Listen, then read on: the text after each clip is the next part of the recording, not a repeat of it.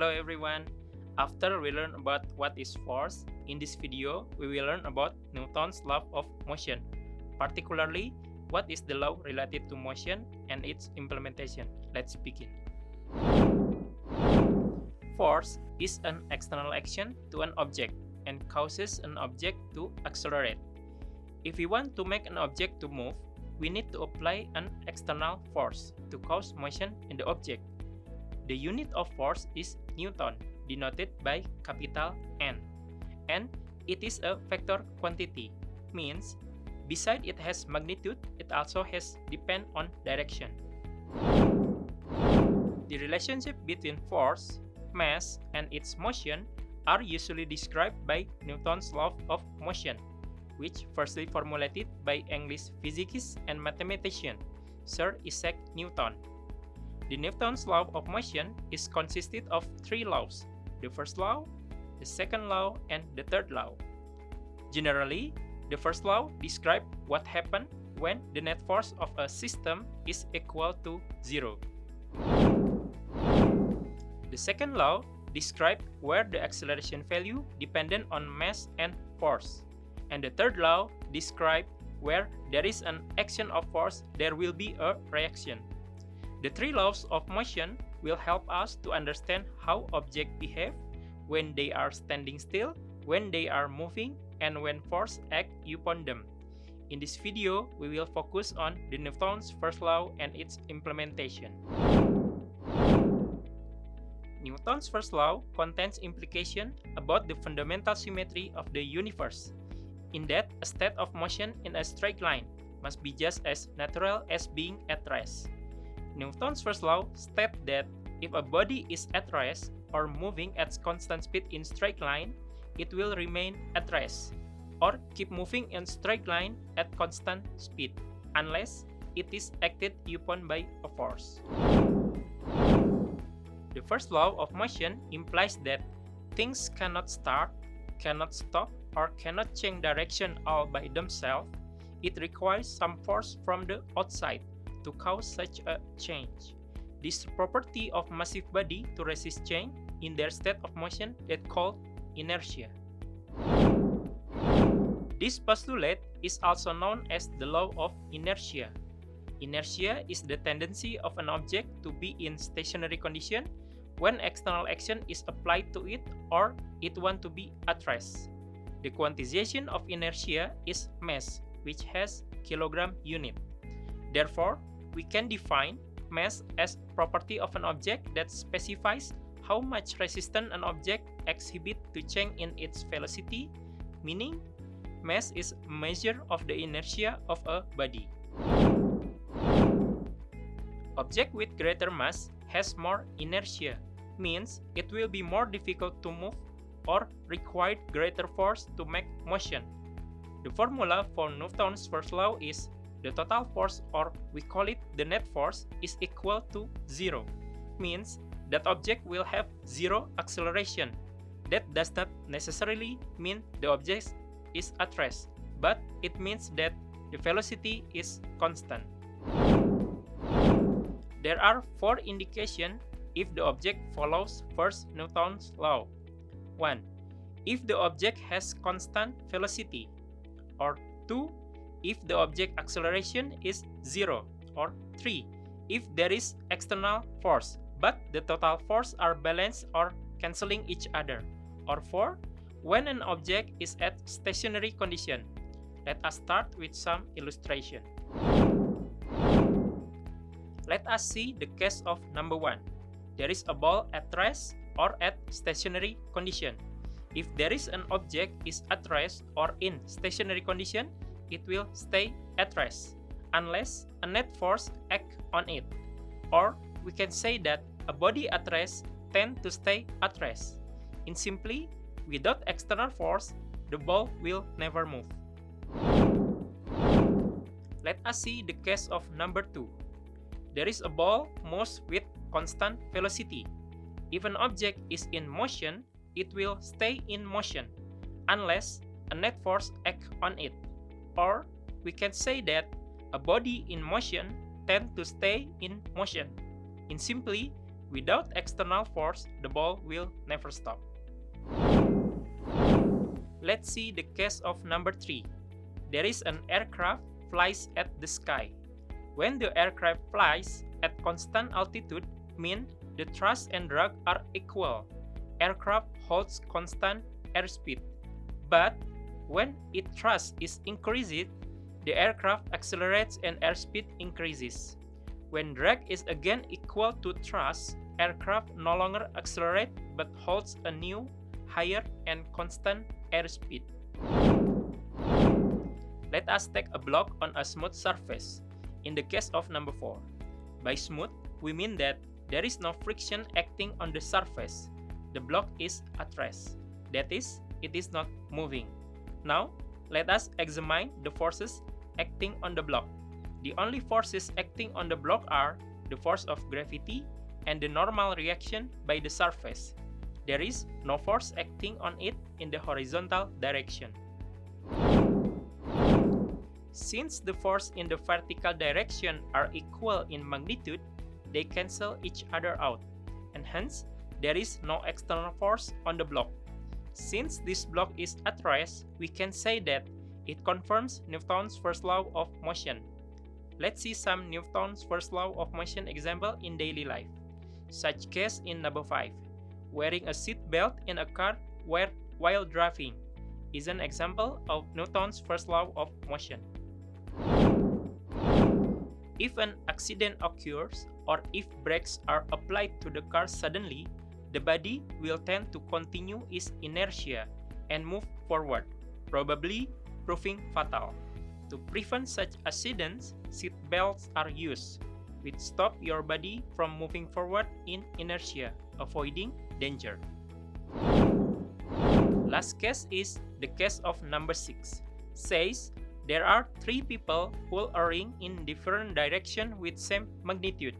If the net force or the total force of the system is balanced or equal to 0, then the ring will not move or remain at rest.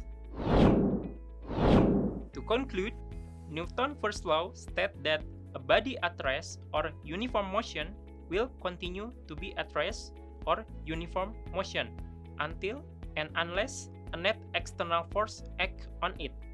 Newton's first law states that the net force of the system is 0, which can be indicated by there is body at rest, the body moves at constant velocity, and or the total force experienced by the object is 0 or cancelling each other. In the next video, we will learn about Newton's second law of motion and third law of motion. See you in the next video.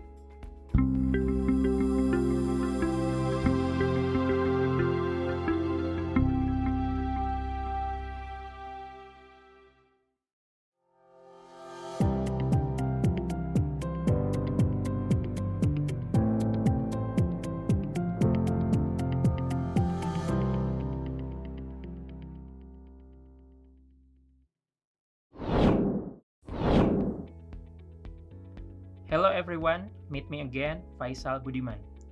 Newton's law of motion explains force and motion, or why things move the way they do. In this video, we will learn about what is Newton's second law of motion.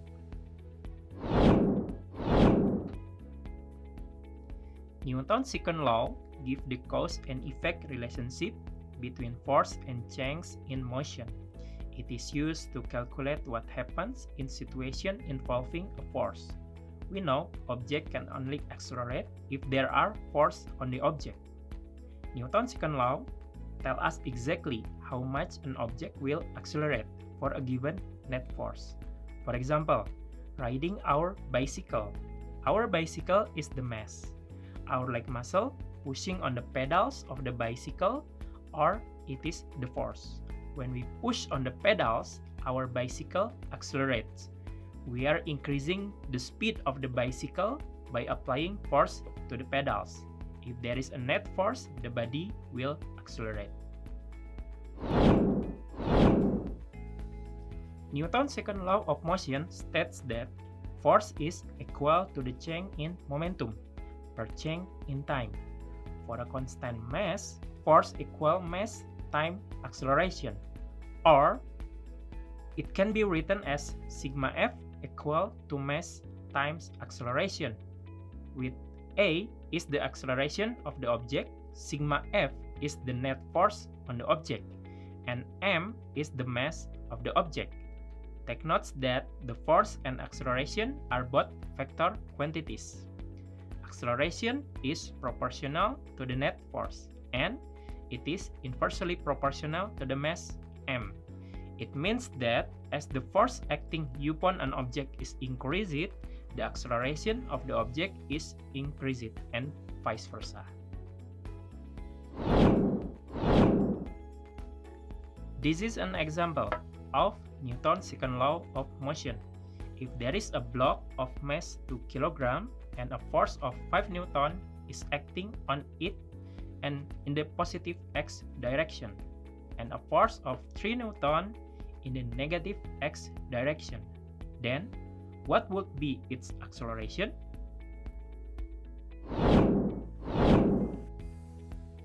To calculate the acceleration, we must first calculate the net force acting on it. The net force is 5 Newton minus 3 Newton, which is 2 Newton. So it mutually deduct each other because the direction is different. And we know that the mass of the object is 2 kg. By using Newton's second law formula, acceleration is ratio of the force to the mass. Therefore, the acceleration of the object is obtained 1 meter per second square. We know that force and acceleration are vector quantities. We can guess the force direction. But how do we know the direction of acceleration? Consider an object falling downward toward Earth. It experiences only the downward force of gravity. So, the acceleration of an object due to the gravitational acceleration, or g, from this case, we know that the acceleration direction also toward to Earth. Therefore, the direction of the acceleration is always in the same direction as the net force. In conclusion, Newton's second law provides the explanation for the behavior of objects upon which the force do not balance. The law states that unbalanced force causes object to accelerate, with an acceleration that is directly proportional to the net force and inversely proportional to the mass. See you in the next video.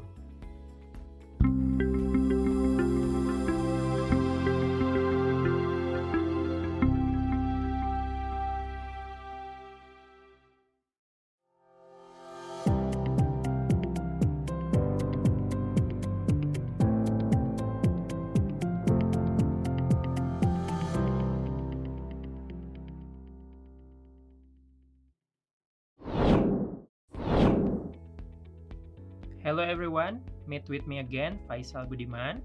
So Newton's second law of motion states that unbalanced force causes object to accelerate, with an acceleration that is directly proportional to the net force and inversely proportional to the mass. In this video, we will learn some example how to implement the Newton's second law. When solving problem involving Newton's second law, we need to describe the system by a diagram, particularly by free force diagram. Free force diagram focuses on visualizing the force applied to a body and to calculate the resulting reaction. In simply, we need to draw every force that working on the object and describe it.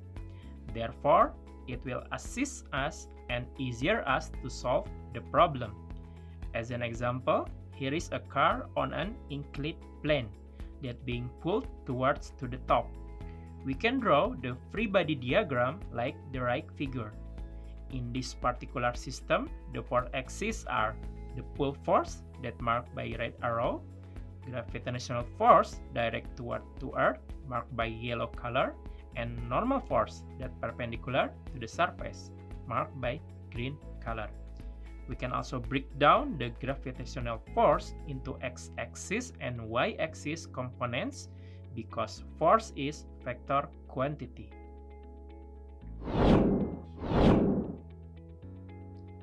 A car with 900 kg mass travels on a straight road with acceleration at 6 meters per second square. When moving, the car experiences a frictional force of about 600 Newton. How much the force produced by the car engine? First, we need to draw the free force diagram. There are two forces occur here, engine force and frictional force. Then, we use the Newton's second law to find the engine force. Sigma force equal to mass times acceleration. Because the engine force and frictional force is opposite each other, reduction of force will occur. After that, we can input all values to the equation. Mass is 900 kg, A is 6 meters per second square. Then we will find the engine force, which is 6,000 Newton. An object has 2 kg mass placed on a flat surface and being pulled as seen in beside figure. Magnitude and direction of acceleration of the system are so. To solve this problem, first we need to draw the free force diagram. There are two forces occur here, F1 and F2. Because the F2 is skew, we can break down the F2 to its x-axis component become F2x. The F2x is obtained by multiplying the F2 with the angle 37 degrees. Then, we can use the Newton's second law to find the engine force. Sigma force equal to mass times acceleration. Because the F2x and F1 has different direction, so it will deduct each other.